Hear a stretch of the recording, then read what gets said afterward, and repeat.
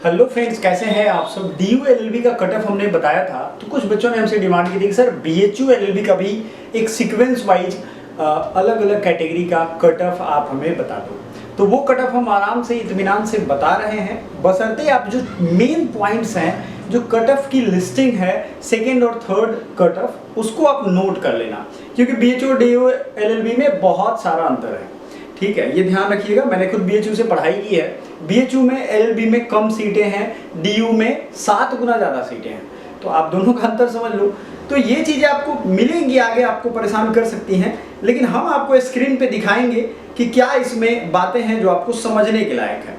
पहली चीज़ है कि यहाँ दो चीज़ें समझिएगा। ये राउंड 2 का कट ऑफ है, उसके बाद हम आएंगे राउंड 3 का, जिससे आपके दिमाग में जो कन्फ्यूजन होगा ना, ये आपको पता चलेगा कि किसने गैप के बाद डाउन हुआ है।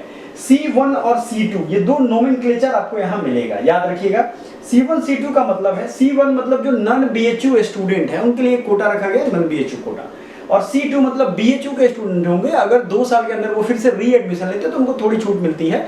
मतलब अगर सेम नंबर वाले दो बच्चे होंगे, एक आउटर होगा एक BHU का होगा, तो BHU वाले को प्रेफरेंस दिया जाता है। हर यूनिवर्सिटी में ये रूल है। समझ में आ गया? आई होप ये चीजें क्लियर होंगी। आपको जो चीज मैं बता रहा हूं उसको जरा ध्यान से देखिएगा, यहाँ सारा डाउट क्लियर हो जाएगा। ये आपका सेकेंड अलॉटमेंट है और इसके बगल में जो आपको आएगा ये थर्ड अलॉटमेंट यहाँ पे दिख रहा है। तो आपको दोनों में मैं गैप भी दिखाऊंगा, आपको समझ में भी आने लगेगा। और यहाँ देखोगे आप EWS का 197 कट ऑफ है सेकेंड वाले में, ST का 128, SC का 163, OBC का 187, अनरिजर्व का 203। ठीक है, 203 कट ऑफ है किसका? अनरिजर्व कैटेगरी का, लेकिन ये C1 है। ठीक है, और C2 का तो खैर इसमें नाम ही नहीं है जो आप देख रहे हो। बैचलर ऑफ लॉ ऑनर्स में दो चीजें हैं, लेकिन यहां ध्यान दीजिए, C1 SC ST का ही मिनिमम स्कोर अलोकेटेड कैटेगरी ये दिया हुआ है। ठीक है, ये ऊपर वाला जो अभी हमने बताया ये पेड कोर्स का है। तो आप देखो पेड कोर्स में थोड़े से कम नंबर वाले को भी उसका मिल गया। अब आप कहोगे सर पेड कोर्स क्या होता है? पेड कोर्स 15% सीटें रिजर्व होती हैं उनके लिए। ऊपर वाला जो भी मैंने बताया ये पेड कोर्स का है, यहाँ लिखा हुआ है। फिर आप आओगे ये जिसमें फिर से आपको EWS का एक अलग कट ऑफ है, जो कि इसके 3 नंबर ज्यादा है। 197 है यहाँ, तो यहाँ कितना है देख लो। अनरिजर्व का 200 है EWS का। ST का 131 है, SC का 167 है, यहाँ का SC का 163 था, OBC का 189 है, अनरिजर्व का 205 है।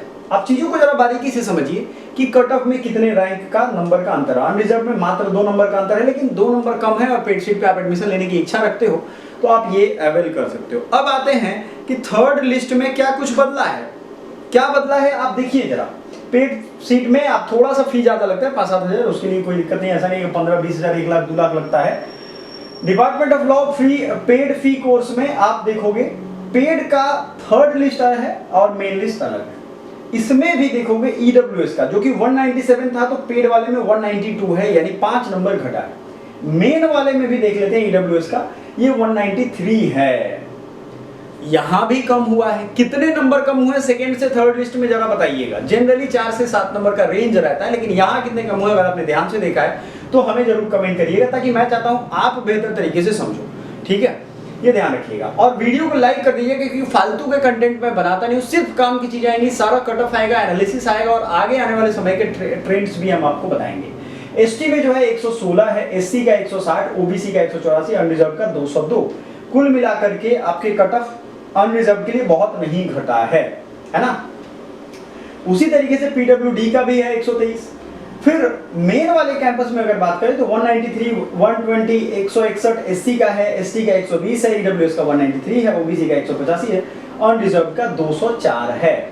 अब खुद सोचो आप कि सेकेंड से थर्ड लिस्ट में अगर अनरिजर्व की हम बात करें तो कितना अंतर है। आपको खुद गणित समझ में आ जाएगा, मात्र 1 नंबर का। इसीलिए मैंने दोनों लिस्ट दिखा दिया कि ये वहम में मत रहिएगा कि BHU और DU एक है। अब बात करते हैं इस साल क्या कट ऑफ रहने वाला है।